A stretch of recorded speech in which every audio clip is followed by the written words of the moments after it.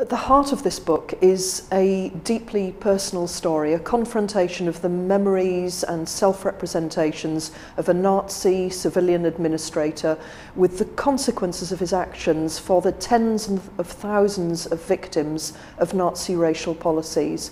It's about a small town near Auschwitz by the name of Benjin, 25 miles from Auschwitz, and the wider county and area, through which around 85,000 Jews passed on their way to the gas chambers. I knew the Landrat personally.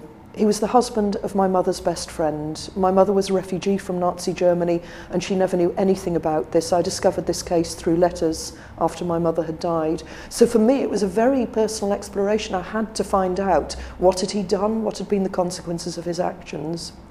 What I do in the book is a combination of a professional history, I am a professional historian, and a deeply personal exploration of the experiences of the victims, people like Minja, who survived as a child hidden in the attic of a Polish family friend, people like Rutger Laskia, a teenager who wrote a diary in which she recounts how she felt trapped like an animal waiting to die, people who were involved in the ghetto uprising in the summer of '43 or in the attempt to blow up the crematoria of Auschwitz in autumn 1944. That on the one hand, people who survived and died as a result of malnourishment and ghettoization.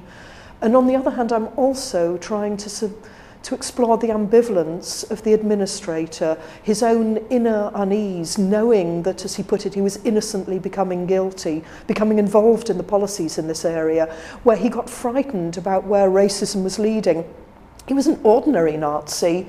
He believed in the superiority of the German race and the inferiority of others. He was prepared to put into action plans for ghettoization, for starvation effectively through cutting of rations, but he wasn't prepared to see the consequences, that this all made it that much easier for the SS and the Gestapo finally to come in and deport people to the gas chambers of Auschwitz.